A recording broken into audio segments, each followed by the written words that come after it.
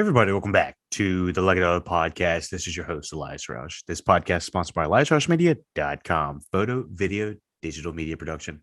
Today, we are discussing The Ring 2002. The Ring is a 2002 American supernatural horror film directed by Gore Verbinski from a screenplay by Erin Kruger, starring Naomi Watts, Martin Henderson, David Dorfman, and I kind of want to leave some actors to the side before revealing everybody that's in here, so that for anybody that has not seen it, they get a little bit of a surprise when they come in. And so it is a remake of the Hideo Nakata's 1998 Japanese horror film Ring, based on Koji Suzuki's 1991 novel of the same name. Watts portrays a journalist who investigates a cursed videotape that seemingly kills the viewer 7 days after watching it. The Ring was theatrically released on October 18, 2002, and received mostly positive reviews, with critics praising the atmosphere, visuals, and Watts' performance. The film grossed over $249 million worldwide on a $48 million production budget, making it one of the highest grossing horror remakes. It is the first installment of the English language Ring series, and it is followed by The Ring 2, 2005, and Rings 2017. The Ring paved the way for English language remakes of Asian horror films such as The Grudge, Dark Water, Shudder, and The Eye. So let me give you a little bit of behind the scenes of what I knew about The Ring going into it. I will say I've been kind of on a horror horror kick.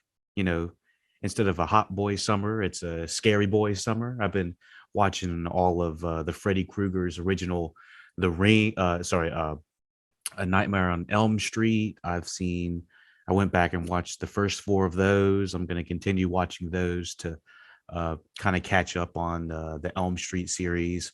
I watched Insidious 1 and 2. I found them on HBO Max and Netflix for anybody that's going back and watching all of these. But I used to be not a horror movie, scary movie kind of guy. I was always kind of a scaredy cat in that way. I was not really looking at horror movies with a critical eye. And so with watching, multiple repetitive movies made in all sorts of times, either made back in the 80s or even more in the early 2000s, I'm starting to maybe become a little bit more desensitized to horror films, and kind of breaking them down from the narrative standpoint, from the graphic standpoint, from the camera work standpoint, looking at them from a lot more of a technical angle, and looking at them more of like technical marvels and understanding how they actually work. Um, so when I'm watching, let's just say something like the Fast and the Furious, you obviously go to Fast and Furious to watch the stunts. You want to see cool racing stunts and action and stuff like that. Just like you would go to a horror movie, you want to see big scares, thrilling sequences, that type of thing. Um, Gore Rabinski is the director of The Ring 2002.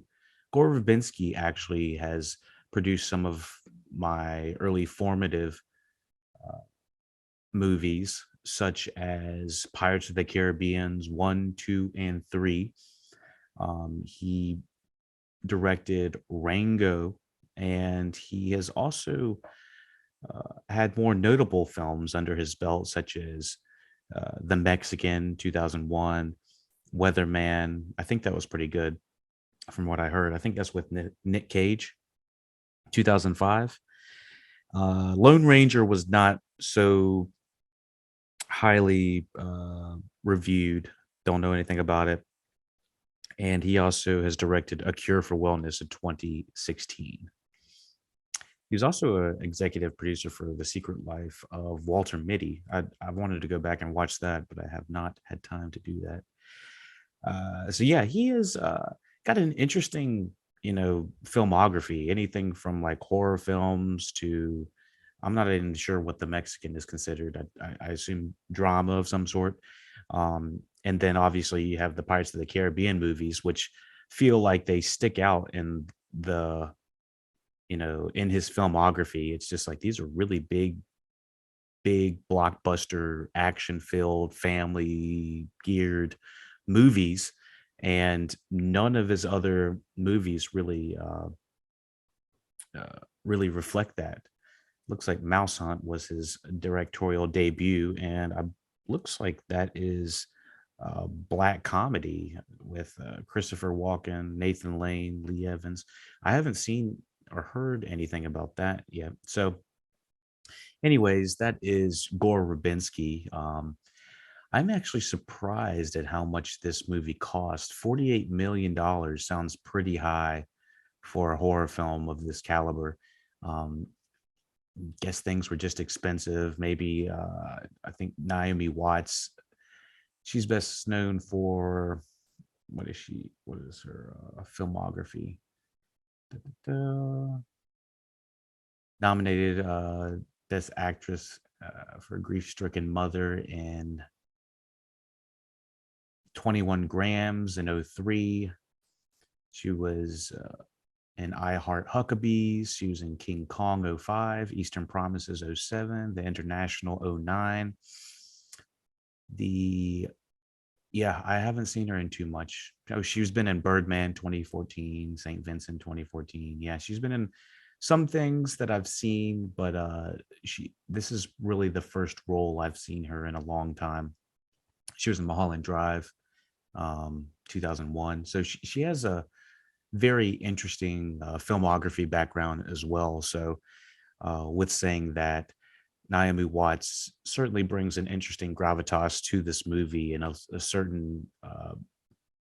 certain speck of groundedness, I would say, but she's allowed to have a splash of camp um, involved with how she's acting and whatnot.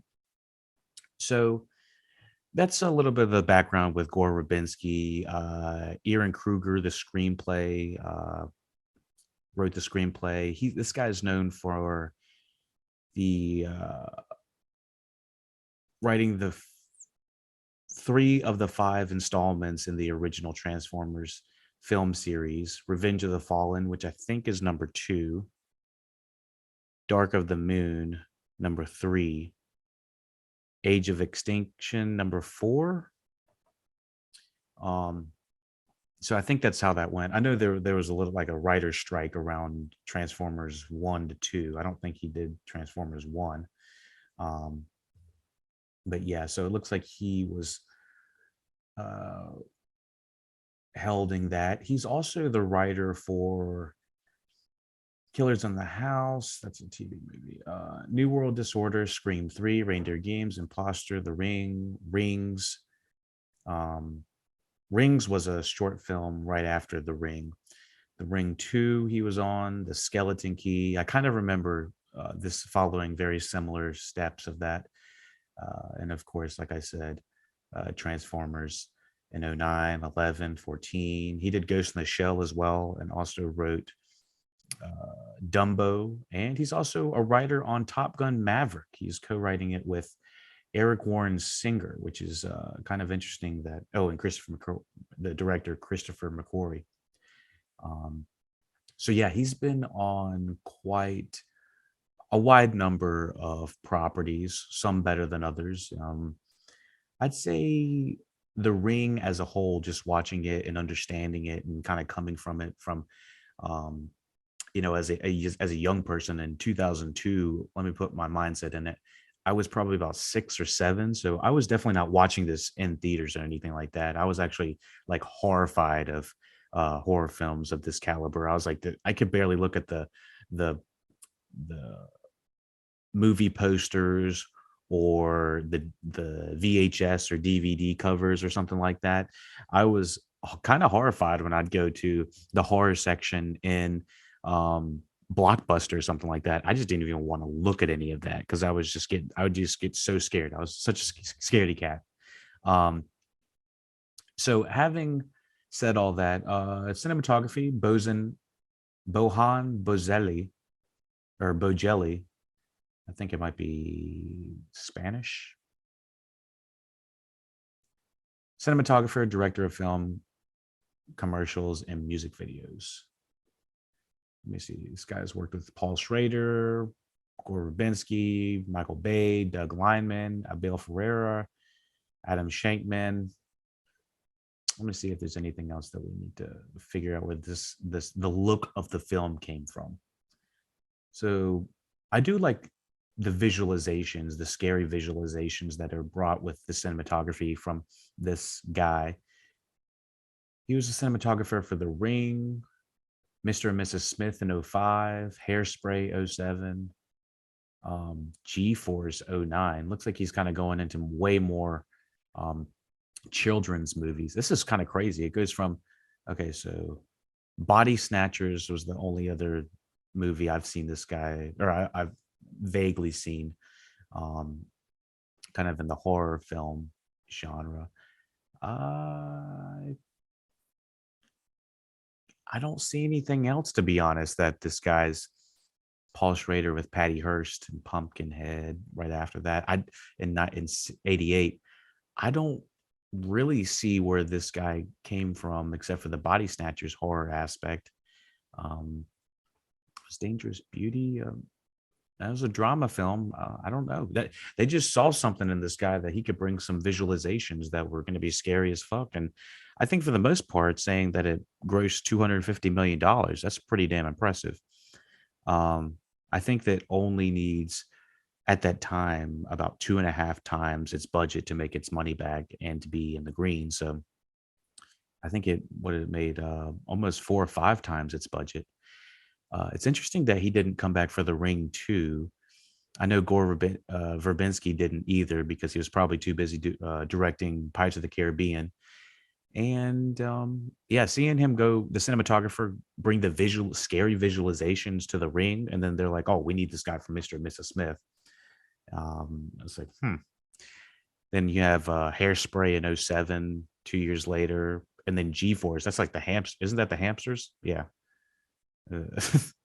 Uh, Rock of Ages. I remember seeing that in 2012. That was a jukebox musical.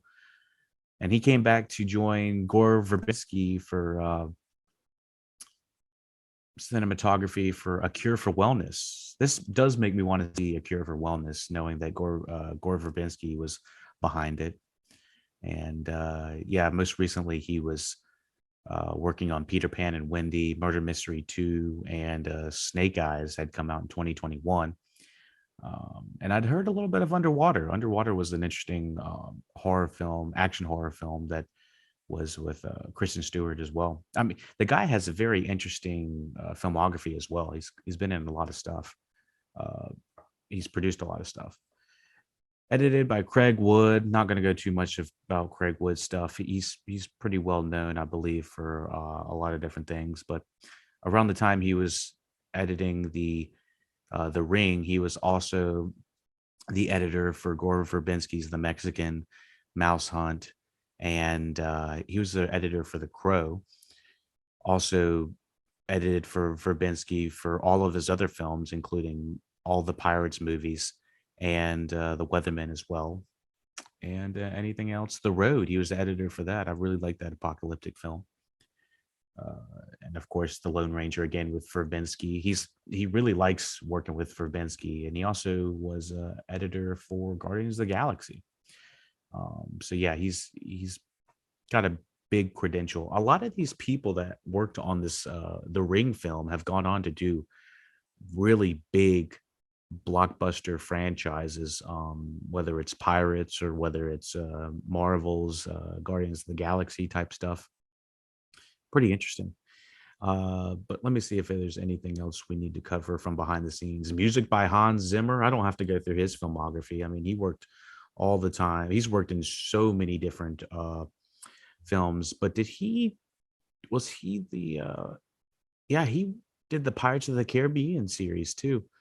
Um, that's pretty interesting that Gore Verbinski directed, Craig Wood edited, and Hans Zimmer were all the same individuals from The Ring one, as well as they were in Pirates of the Caribbean's 1 through 3. They really kind of kept it consistent with the same guys. I'm pretty surprised about that.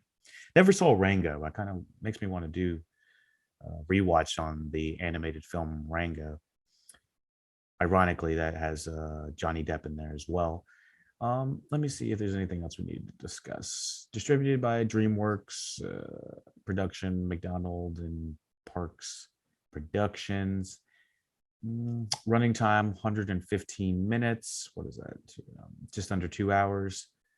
And yeah, $48 million budget. Brought back 249 box office. Um, yeah, that's pretty damn good return. And it was released on October 18th, 2002. So they knew that they wanted to hit that scary time, Halloween time crowd. And I don't blame them. I mean, why not? I mean, if you know that people want to get their scares up, let's just, try to cash in on that. So what else do we have? Anything else about the technicals? So yeah, like I said, the movie is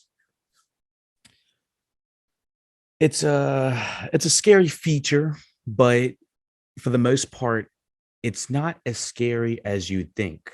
I think the majority of this film is kind of a psychological mystery thriller with splashes of horror at the beginning, a little bit in the middle, and mostly at the end as well. Mostly with just kind of disturbing imagery and interesting but not completely fully baked ideas. I think the biggest issue for me with discussing The Ring would probably be the fact is it feels like two movies smashed together. It feels like they had the chunk of the meat or the chunk of the story at the beginning of the film and then added the VHS hook at the beginning where if you watch this scary tape, you're going to die in 7 days, or the MacGuffin kind of. And then they added it at the very end.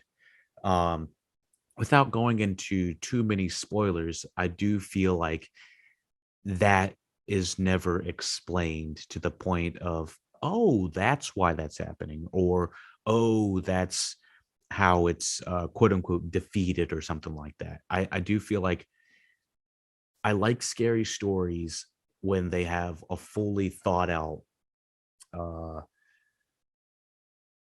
storyline, I think, or a fully thought out MacGuffin. I do feel like the Doctor Strange 2 that just came out recently had so many MacGuffins all in the story that it almost became flooded with just like, oh my gosh, it's like, all right, we got to do this to fix that to get this. And that's how you defeat the thing and you win the day or whatever, win the game.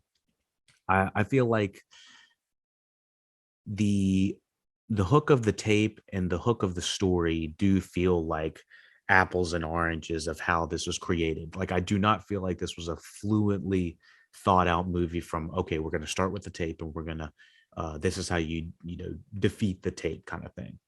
I have not seen the uh, marketing for the ring, so I'm going to go back and probably check that out here in a little bit, but I'm assuming that the 7 days phone call and all of that was shown in the trailer because I kind of remember from back in the day seeing that um that part of the subplot or that part of the plot in the theaters or in the marketing. So it's like you watch this scary tape and you get a phone call from someone random saying, "Oh, you're gonna die in about 7 days," and it's like, okay, so we have to kind of go along that line of thinking of, all right, well, is it? something scary, or is it someone, playing tricks and games on me? Like, what is the world that we're living in? And so my whole thing about this is the horror ghost aspects of this happening at all kind of are muddled, in my opinion. I found the imagery relatively creepy, but not horrifying. Um, the thing is, like I said, the plot feels a little bit half baked, and it feels like they've added things to the front and the end of this movie in between actually shooting it. So, with saying that, I'd probably give this movie about a 6 out of 10. I think that that's a fair assessment for it. Um, I think that it mostly comes down to the lack of reception for me of understanding what's going on with the MacGuffin, like what's going on with the overarching problem. Why is there all this creepy imagery? Why is it on a tape? Why is all this happening? I don't fully feel like it's thought out by the end of this episode, by the end of this movie. Keep in mind, I've watched The Ring 1 and The Ring 2, so I kind of have them pretty fresh in my mind of thinking that does the story progress in a natural fashion? Without going into spoilers or really talking about the second one at all, I will say I think the first Ring is way more better put together as a film, more cohesive and more receptive to the audience, mostly because it feels like a very fresh idea. It's just like a band coming out for the first time, and it's their first album. The first movie does slap better than the second one because you when the second one comes out, you're like, I feel like I've heard these songs before, or I've seen this imagery before. It's not as scary when you play it back to back. So I'm kind of one of the classics kind of guy. I'm like the original OG Ring, not the Japanese one. I have not seen that one yet, but from the first two American ones, I will say that the first one feels way more cohesive. So be sure to go to patreon.com/look it up podcast to get the full review. You will have the review early in your feed when you want it, when you need it, when you need it. And you don't have to wait no 7 days or anything like that. You don't have to play it on tape. You don't have to do any of that craziness. You can watch it, listen to it right now. Patreon.com/look it up podcast. Thank you for listening, watching Look It Up podcast. Again, I give it about a 6 out of 10, mostly because of the the cohesiveness just is not there for me of understanding why everything is happening. So thank you for listening, watching Look It Up podcast, and take it easy.